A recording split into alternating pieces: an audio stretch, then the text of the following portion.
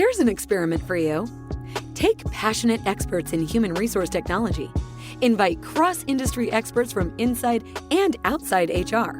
Mix in what's happening in people analytics today. Give them the technology to connect. Hit record. Pour their discussions into a beaker. Mix thoroughly. And voila, you get the HR Data Labs podcast, where we explore the impact of data and analytics to your business. We may get passionate and even irreverent, but count on each episode challenging and enhancing your understanding of the way people data can be used to solve real-world problems. Now, here's your host, David Turetsky. Hello and welcome to the HR Data Labs podcast. I'm your host, David Turetsky, and this is a very special HR Data Labs podcast. Dwight and I have the pleasure of talking to the entire senior consulting team from Salary.com. Hello, senior consulting team from Salary.com. Hello. Hello. Good day. Hey, hello. As you can tell, we have a bunch of wonderful people on the podcast today, and we're going to go through each one of them. But what I'm going to do is I'm going to ask each one to talk about who they are and give them a minute to describe themselves and their background. So let's start with Greg Wolf. Hey, Greg. Hey, David. Thank you. Greg Wolf. I'm in our Kansas City office. You know, I started out my career at Hallmark greeting cards, and you know how right off you want your transition to go smooth. I interviewed at Hallmark both in operations and corporate, had 2 job offers, and they go, okay, we know you want to come to corporate. Well, of course, I go to manufacturing.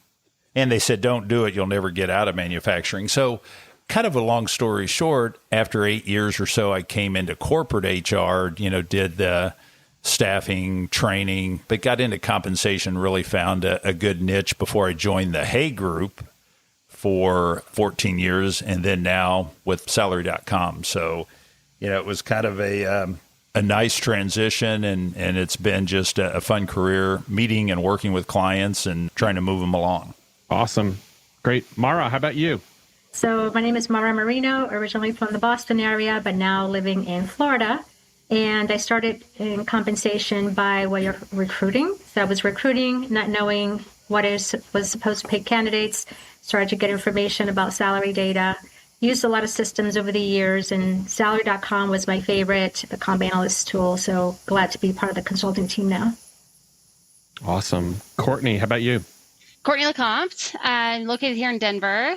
I started my compensation journey in HR and kind of just through my natural aptitude for analytics, moved into consulting with compensation, worked for a few different consulting firms, worked for some employers' councils, worked for the state of Oregon for a bit. So have a nice variety of industry expertise and worked with a variety of types of clients. So yeah, happy to be here. Awesome. Gary, how about you?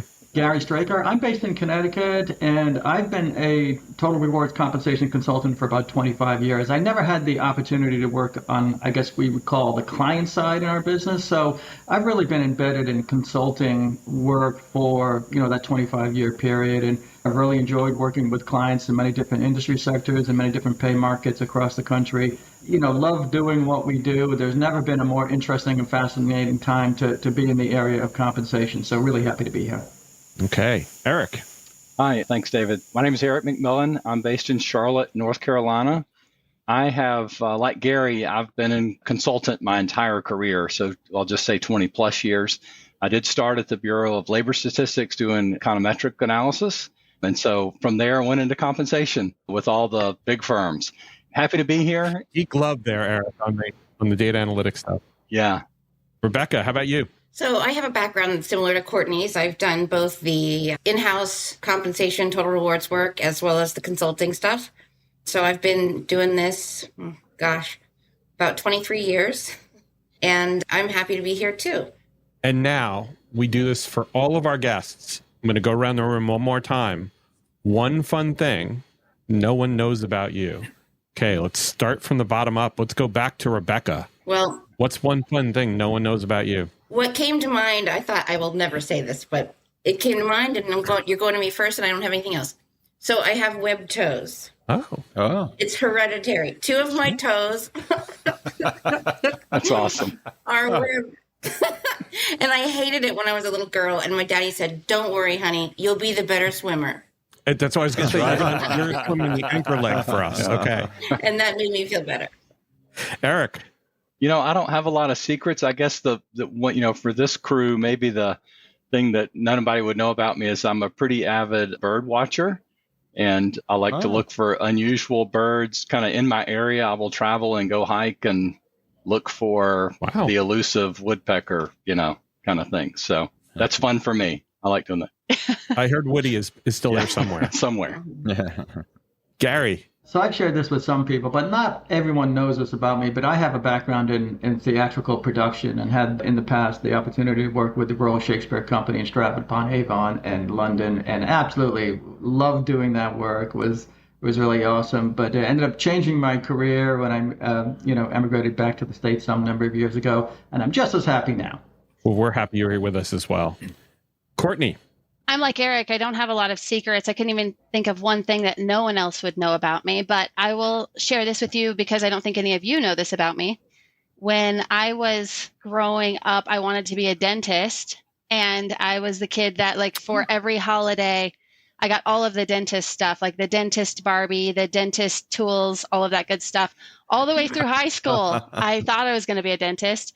It wasn't until I actually got to college, it took me that long to realize there's way too much science involved. And it was like my first semester of college. I was like, oh, actually, I'm not going to do this. I can't do this. So, Courtney, when you describe some of our client assignments as root canal, you really know what you're talking about. Yeah, I know so much about it. Greg, how about you? I guess unlike a lot of the folks here, I have a ton of secrets, and so it was kind of difficult to pick one. But I always get skeptical when somebody says they don't have a lot of secrets. But hey, that's another story, another podcast. But kind of probably the one thing, and it's so long ago, I really don't talk. But it was really a great experience for me. Was my first job. I played basketball in Australia. I played basketball in high school and college, and then got selected to go over to Australia for a season. And it was really just a neat balance because we got to travel around the country and not only play a lot of basketball, but we got to go into schools and give presentations and really develop kind of a love for the game throughout the country. That's awesome. Wow. And for those of you who don't know Greg, he's very tall. Relative to me, very short. So there you go. So this is a really fun podcast. We're going to have lots of fun today because what we're going to be talking about is our predictions for 2024. And the really interesting part about doing this is because each of the people that are on the call have a different perspective on the world, and especially the world of human resources and compensation, they're going to take different perspectives. And what we're going to do is we're going to have someone talk about their prediction, and then each of us are going to discuss it. We're not going to discuss it for long because that podcast would be very long, but we're going to have a short discussion about it and then go on to the next one. Hopefully what we'll do is then come back next year or in 6 months and see how did we do? And then we'll talk about what's going on in the world at that moment in time.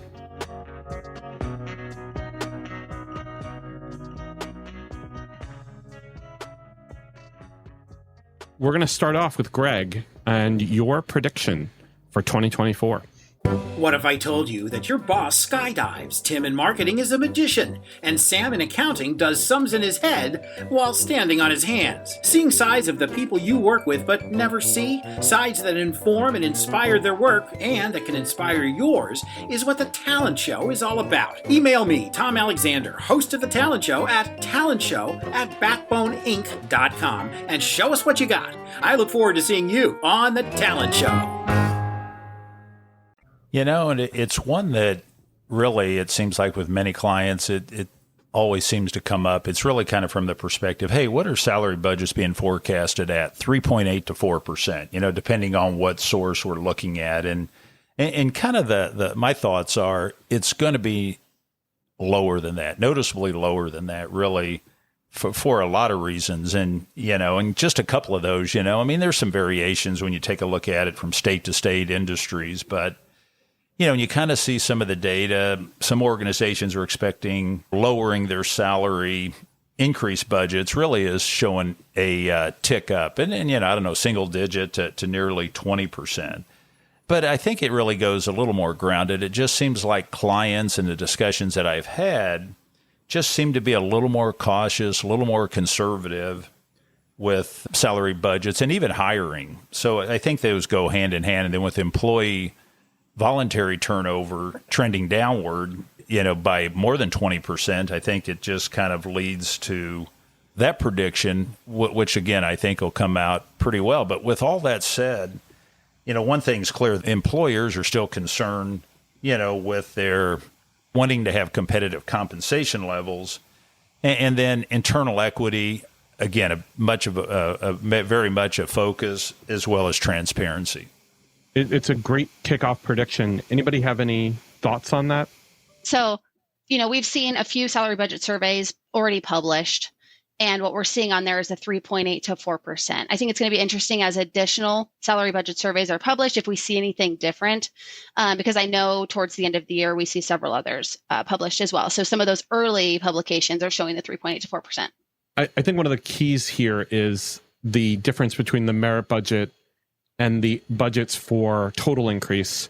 Yeah. Like what is included for market adjustments, what's included for other adjustments. And so to me, it's going to be the balance of merit versus other. David, I would also add, if I may, that there was a piece on the front page of the Wall Street Journal yesterday, and the headline was, "Companies cut pay for new hires as shortage of workers eases." And I thought that was an interesting report from the Wall Street Journal. I suspect that we're probably going to see, it's going to be a little bit uneven. And I think some industries, some labor markets are maybe going to have to continue to provide, significant wage growth, while others, I think, will taper off. So I don't disagree with the overall sort of consensus, but I think we're going to see a little bit unevenness in terms of what organizations are actually doing. In some cases, maybe what they're doing within their own organizations. Totally agree, Gary. Let's go to Mara. So one of the predictions that I had is that with the cost of labor rising, more companies will choose to invest in automation, especially entry-level jobs will be eliminated.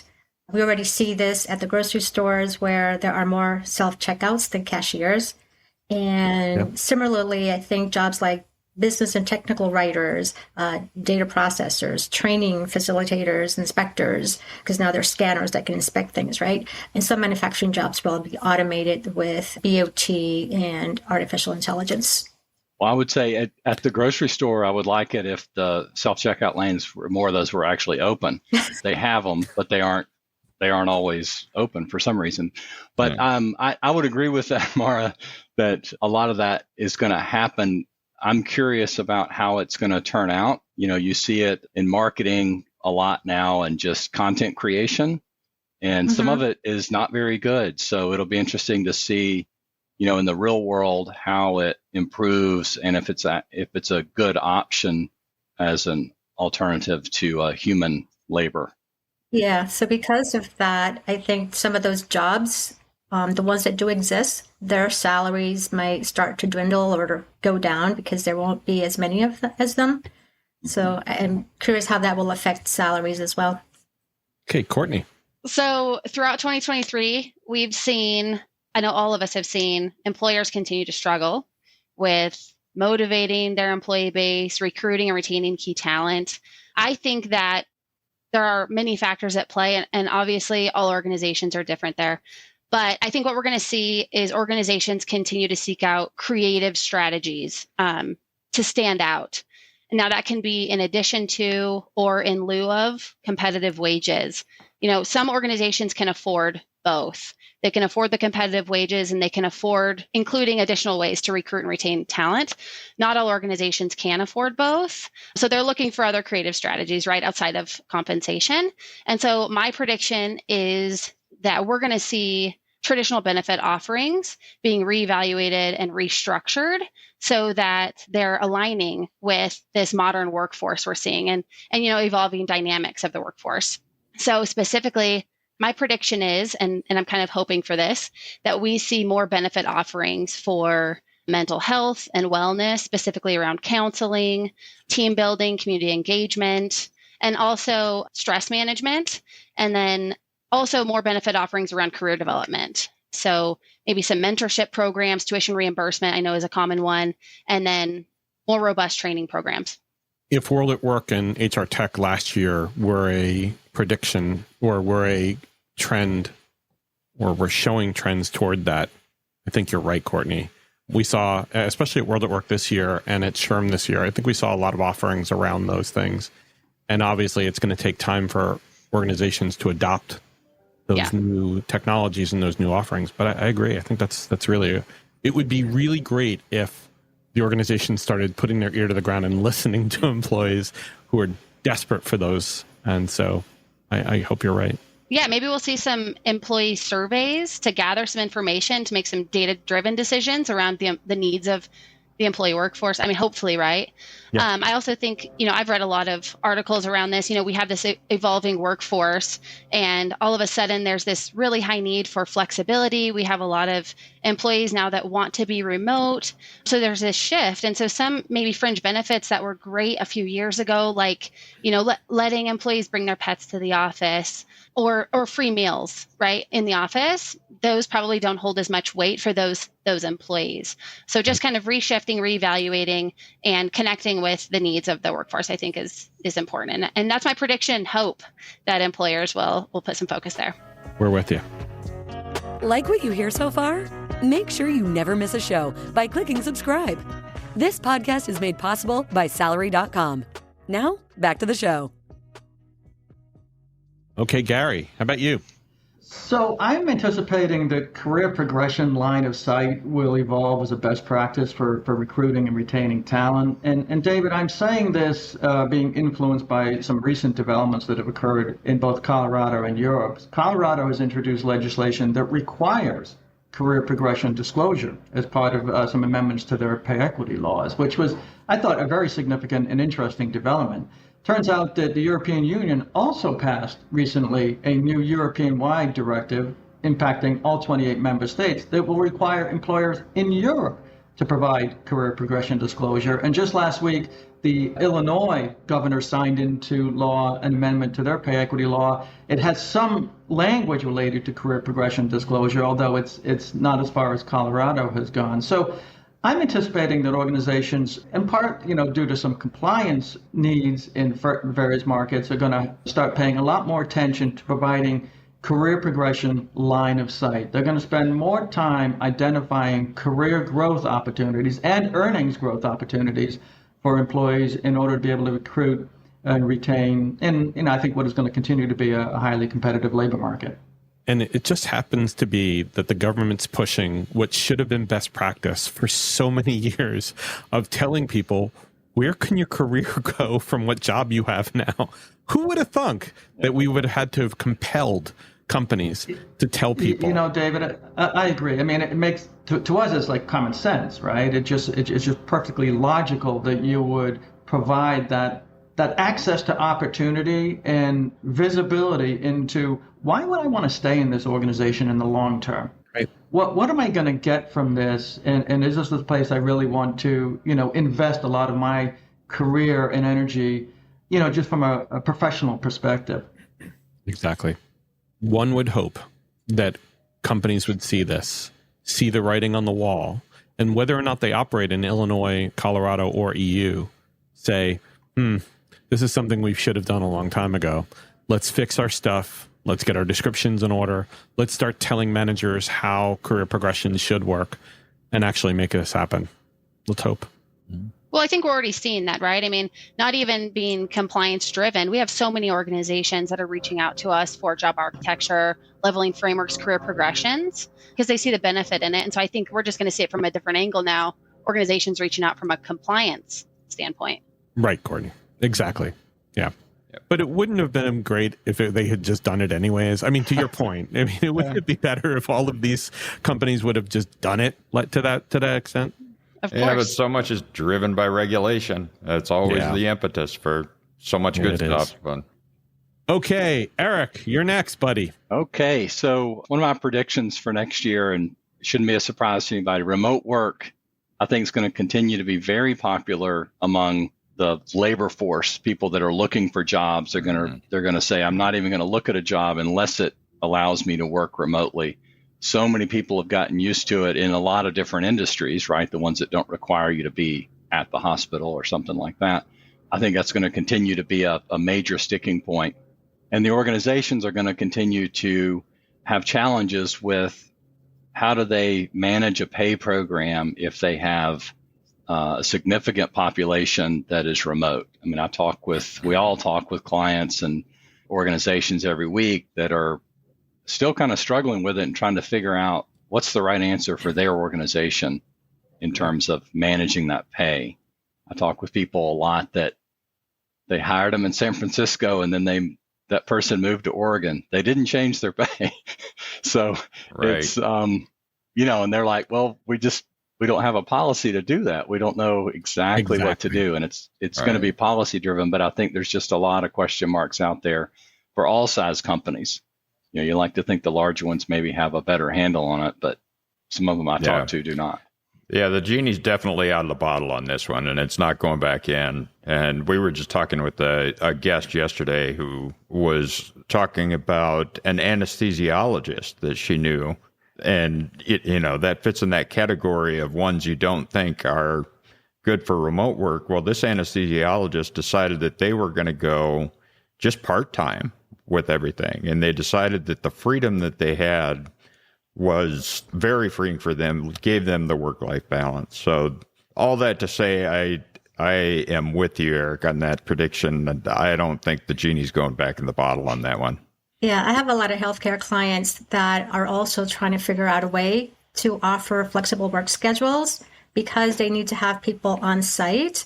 So what they're doing is installing new software that allows employees to pick their own shifts, right? So that they feel like they're in control of their hours, even though they still have to come in. So they can't work remote all the time for obvious reasons, right? They need to have patient care, but at least giving them the opportunity to choose their hours. No longer are we going to be tied into, 7 to 3, 3 to 11 p.m. shifts. So now the shifts are going to change. I've seen that too. I think the theme there is flexibility, and to the extent that makes the most sense for the department, for the role. Also 4-day work weeks. I know we're seeing a lot of trending around that as well. So. But I think one of the keys here is there needs to be policies in place in order for these things to be understood as okay, right? A lot of times managers will do this a little rogue and say, okay, well, because the anesthesiologist needs that flexibility and work-life balance, I'm going to do it just for her. Well, now you're kind of setting the rule of it's okay. And now we have to go back and revise our policies to make sure that payroll and HR and all the other governance issues around that are aligned. So maybe now, because they're part-time, we need to hire another anesthesiologist to be able to cover off on the other shift. So now we have to go back and fix all the things that got broken by making that rule. So, Eric, I think it's a great prediction. I think now with the instantiation of those policies, it becomes a little bit more formal. Absolutely. Yep.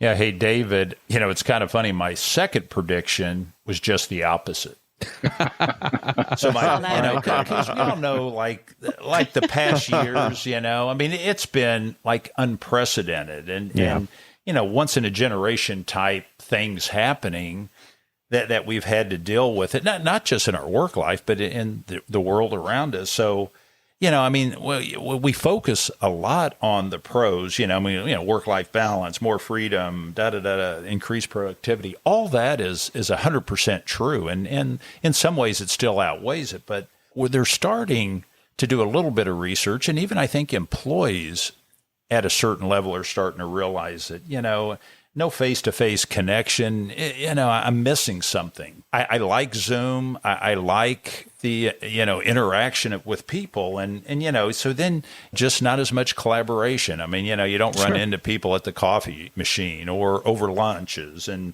it's just that whole routine. And I think when you see the trend kind of switching, when you have larger organizations making it mandatory. And you're right. They, you get Amazon and BlackRock, Disney, JP, it goes on, are making it more of a requirement. And, they have some flexibility. But the main reason, again, that I think is unsettling for organizational leadership is that they just fear that it's ran its course and they fear this huge productivity drop. And what do you do if people aren't in the office? And so I see my prediction is it's going to continue to accelerate the other way. So not that Eric and I ever on the wrong side of, but that's one of them. Well, and what's fascinating, Greg, is both can exist because there are some industries where it is reverting, and then there are some industries which are getting more flexible. And it could even be within the exact same company, you'll have both. So let's stay tuned for this one, and we'll come back to this and see who was right, who was wrong, and maybe both of you were right. I like that third answer. Everybody gets a trophy here. We all do. We all do. That's right. Yeah, participation trophy. So, Rebecca, you're up next. Yeah, so my prediction was, Courtney touched on it a little bit, but it's really driven by a lot of what Garry was saying, and that is with new regulations, legislation, requiring things of organizations that they're not prepared to deliver or provide because they don't have the infrastructure, meaning it's hard to provide the government or employees with a roadmap for career progression when the organization itself doesn't have a roadmap for career progression. So it's not like they have this secret that they're hiding that they just haven't been sharing. It's that they don't have one. And so they haven't provided it. And so my prediction is that, as Dwight, Courtney, most everybody has been saying, I think that these developments around regulations and legislations, legal requirements, are driving organizations. They have been, and they're going to continue this year or this next year to drive organizations to develop infrastructure. That's just the term I'm using, around job architecture, but also around distribution of dollars. So compensation and benefits being the number one line item for an organization, it's surprising that money isn't spent more strategically. And I think that when we have smaller merit budgets, organizations are going to have a rationale for why some people are getting more and some less and maybe some none. Right. But in order to do that, they need to have help putting together putting the pieces in place to be able to deliver that, make those decisions, and be compliant. So that's my prediction. Absolutely. And Rebecca, we know that the government has many times put in place regulations that have cost a lot of money. And we saw this especially with California and with pay transparency, where a lot of organizations needed to go develop their market pricing again, or redevelop salary structures, or develop them for the first time. So yeah, it happens. Yeah. I mean, CEO pay ratio is one of those things that is universally panned as a useless metric. I'm going on a limb on saying that, but no. Folks wanted to know, okay, well, how much are CEOs paid relative to the average employee? And that's good, interesting information. But the actual process and practice of getting to that number has turned into something of a boondoggle. So whether that metric actually is meaningful relative to the intensity of putting together that number is debatable. I think it actually was developed by the Executive Compensation Consultants Group. It was a back group. Not our group, some other group. Not our group. That's right. That's right. I would be surprised, but maybe so. There might be a mob of those people. Yeah. That's cool. So yeah, I agree with you, Rebecca. Red tape is expensive, and sometimes they lead to good things and sometimes not. But in this case, I'm optimistic. Yes, me as well. And hopefully Garry will make a ton of money on the new Illinois pay equity legislation that includes career progression too. Yeah. Hey, are you listening to this and thinking to yourself, man, I wish I could talk to David about this? Well, you're in luck. We have a special offer for listeners of the HR Data Labs podcast. A free half-hour call with me about any of the topics we cover on the podcast or whatever is on your mind. Go to salary.com/HRDL consulting to schedule your free 30-minute call today.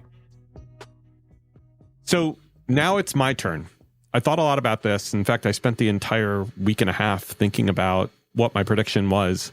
And I'm going to go back to one that Dwight and I had talked about a long time ago, which is the economy around artificial intelligence. And I think that we've heard so much about it globally, especially from regulations trying to attack it. I think we're now going to find that there is going to be a new push, which is high schools and colleges are going to start to take advantage of artificial intelligence and start training people on how to actually utilize it, how to corral it, how to control it, and how to actually build careers out of it. Think about it as the internet from the early and mid 1990s. An entire cottage industry has developed around the artificial intelligence world. And it's right now at its infancy. And I think in 2024, we're actually going to start to see those investments in artificial intelligence grow dramatically. And we'll start to see those institutions, the colleges and high schools, start to develop curricula around it. So people who are the youngsters who are going to take over the world from us will have much more of an understanding and appreciation as well as control over what this becomes. I would agree with that, David. I feel it feels like it's happening really quickly. Everything you read, there's some association to that, or a lot of the articles that I read, and so it feels like it's happening more quickly than when you mentioned the internet industry in the mid 90s. Yeah, right. We're going at light speed compared to that. Everybody go see the new Mission Impossible movie. Why? Well, because it's based on that. Oh, artificial really? intelligence. Wow. And once you create artificial intelligence that is so sophisticated that it can program itself, there's no way to ultimately control that artificial intelligence. Well, unless you pull it's the plug a out. movie, but it's yeah. Well, to go back to Mara's prediction though about the bot jobs, right? I agree with Mara that there will be many more automated roles. But to the extent at which what you're talking about, Rebecca, where, it's Skynet and the, AI and all those other movies predicting that the artificial intelligence will take over, literally you can disconnect them. You can Unplug them. Unless you make it so that you can literally unplug AI. It's not, it's kind of dumb. You just pull the plug out, dude. But to the extent at which Mara's right. The gurus there's two camps. There's one camp that really thinks we got to be careful, and one camp that's aligned with what you're saying. And yeah. So Rebecca, just wait until there's a power outage. Yeah, it's okay. It will happen. And that server doesn't restart because there was an error. Yeah. But unfortunately, right now, we're still in a situation, and I think you guys all understand this, we're still in a situation where computers still are stupid. Really stupid. They don't heal themselves. And artificial intelligence does not change that. If your phone dies, Siri can't do anything. Siri's not going to answer your call. I can't say the Alexa name without it responding. But in that same vein, it's not smart enough to be able to help itself if the device is shut off. So while I hear you, we're not at that stage yet where it's built into every single thing. Mm-hmm. To the extent at which you just can't flip a switch and shut it off. I think the big word there is yet. Yeah, that's right. Yeah, I think we're going to get there. We're definitely at the infancy, and there's a lot of misunderstanding of what AI is currently, right, where it's headed. But yeah, we'll get there. Yeah, and the beautiful part, Dwight, is our kids will know much more about it than we ever will. Right.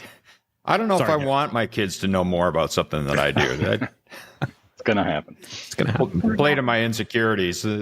But David, I do wonder what impact the development of artificial intelligence will have on wage growth. And one of my predictions, and this is maybe going out on a limb a little bit, is that the utilization of artificial intelligence in certain industry sectors will probably put downward pressure on wages, because employees who have been empowered in the last 24 months, who have probably taken a once-in-a-lifetime opportunity to maximize their earnings potential and use whatever leverage they have to demand higher incomes.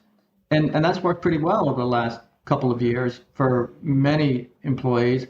I wonder if it's going to work as well with the advent of artificial intelligence. Well, Garry, look at the example that we gave. I think, Mara, you gave the example of the automated checkouts, right?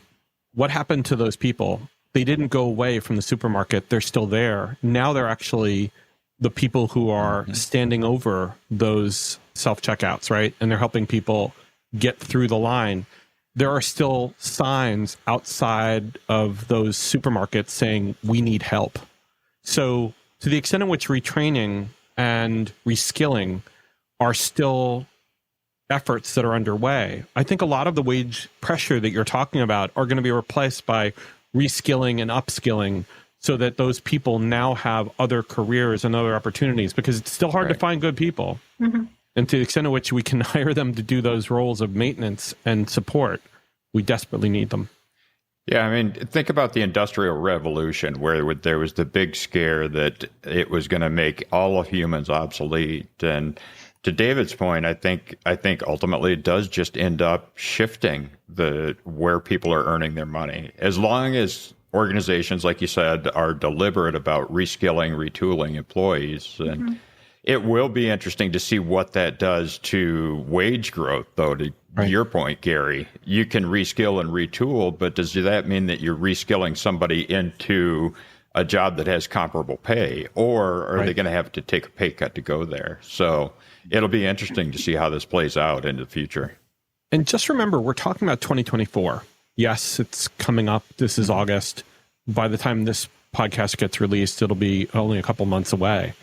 But there's not going to be as much of a sea change in the bots taking over completely within 2024. That might be 2025, by the way, especially if an AI gets elected instead of the people who are currently running for president of the United States. But so dramatic, maybe not, but we are going to see steps in that direction. Yeah, I was working with a client who was paying a premium for visual inspectors. They had to inspect the material to a very finite tolerance. Now they have scanners that can look at that. And so less strain on people's eyes. And so now those employees can go and do another job, not necessarily the visual inspection. They could become optometrists because now. No, but that's a great point, Mara.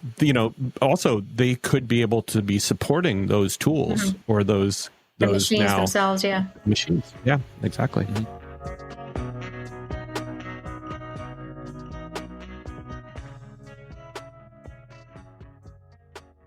So this was an awesome discussion, and I think we've laid a lot of things out on the table. I've captured all of these predictions in our spreadsheet. We're going to be tracking them throughout 2024 to see how they go.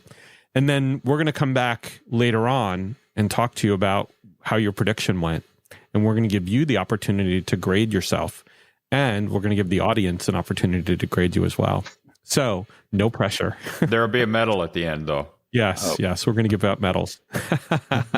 Anyways, this was great. Great discussion, everybody. Great predictions. Is there anything that you wanted to close with as far as what 2024 is going to look like from your perspective? Give us, 20 seconds. Let's start with you, Greg. Mine would be that we're going to see more and more of a focus around incentive plans and finding, with all the changes that we talked about, so many still unknowns, and we're in that evolution to find the new norm, finding new ways to motivate, incent, and engage their employees are going to be front and center. Okay, next, Mara. All right. Similarly, I also think that there's going to be more incentives for hard to fill shifts and for people to come into the office when they don't really want to. That's great. Courtney. I think in 2024, we're going to see more of the same. And what I mean by that is I think we're still going to see organizations experiencing the same challenges as a result of a tight labor market, inflationary pressures. And so that's why I think we're going to continue to see creative solutions to recruiting, retaining, and engaging their workforce. Excellent. Garry. So I'm thinking organizations are going to spend more time managing their internal labor markets, partly for a lot of the reasons we've been talking about, AI, more pay transparency, perhaps career progression disclosures. All those things are going to require a lot more focus and attention in terms of how people move within our organizations. And I also think that the external labor market is something that's really beyond the control of most employers, and it will do whatever it does based on a whole number of different factors. But I think that organizations do have a responsibility and opportunity to manage their internal labor market because that is something they can control. I think they're going to spend more time doing that. Excellent. Eric. What I was going to mention was I think in 2024, we'll still see a low unemployment rate. And it's still going to be very challenging, particularly in the service industries for the low skill and lower wage positions. Minimum wage is not really a thing anymore. You've got to pay $14 or $15. And I think there's going to be continued pressure, especially at that part of the labor market, that's going to be hard to recruit people into that level of a job unless you're paying what would be considered kind of a premium level of pay. Excellent. Rebecca. So for me, mine is really a a recommendation or a plea to business leaders, particularly in the US, that it's critical for operations from the C-suite to actual operations, finance, legal, and HR to work together for a holistic solution for human resources. It's, as I said, the number one line item. We've got to get together as businesses and really think of HR as part of the machine that makes an organization successful, that improves margins or doesn't. And as long as we think of HR as, oh, that people thing that the HR people do, businesses are not going to reach their ultimate potential. And all of these things are big business problems that affect the performance of a stock, the performance of a business, et cetera. Sure. And it really needs to be part of an overall strategy for the organization and not just the HR strategy that's separate from the business strategy. So I think all of us are saying amen to you on that one. Yeah, definitely. Dwight, how about you? I think we're going to be headed toward recession territory. Some troubling little pop-ups, I guess you could say, that I saw yesterday. I noticed that Dick's Sporting Goods and Macy's both reported earnings far short, and what they're finding is theft is becoming a big issue. The other piece is that they, as well as some of the loan servicers, are seeing a lot more delinquencies, and I think those are big signals that we're probably headed toward something. You know, how deep it's going to be, I think that's the big question. I don't think it's necessarily catastrophic, but I do think those are strong signals of other stuff that's going on in terms of people's pocketbooks and spending and what we're going to see and experience. Okay, Debbie Downer. I know. Wow. Let's have a positive one. Yeah. Exactly. All right. Well, I got two positives one for you, just to counter Dwight. Number one, I think that companies are going to be forced to moderate their return to work policies. I don't think they're going to be able to withstand the pressure, especially with knowledge workers feeling the pressure on other fronts from inflation and from their lack of ability to afford good home care for their children and for their seniors that are living at home that they have to take care of, that are going to start to happen more so now. And the second prediction is that the Welcome to the World of HR Data Doodles is going to get to number one on Amazon. That's my hopefully best prediction that I can make. All right. You know what we're going to have to do to make that happen? We're going to have to add like a splinter show that talks about HR true crime. Because isn't it always a true crime podcast that gets to number one? There's a lot of crime in HR. Yeah. We're going to have to come up with HR murder investigations. HR true crime podcast. Yes. Yeah, there you go, Rebecca. So you're going to help us. It's going to be you, Dwight, and I. Yep. That we're going to have to, you're going to help find us the cases, and Dwight and I are going to be the bloodhounds. We just need a scandal. We just need a scandal. That's all. Oh, should be easy to find. I'm not going to be part of the scandal, please. For sure, number one. This was a lot of fun. Thank you so much for being a part of the HR Data Labs podcast. And again, Dwight and I look forward to having you on again to see how these predictions worked out, especially the last one. Thanks, David. Sounds good. Thank you. Really Thank you, guys. That was fun. Bye. Thank you, Dwight. And thank you all. Take care and stay safe. That was the HR Data Labs podcast. If you liked the episode, please subscribe. And if you know anyone that might like to hear it, please send it their way. Thank you for joining us this week, and stay tuned for our next episode. Stay safe.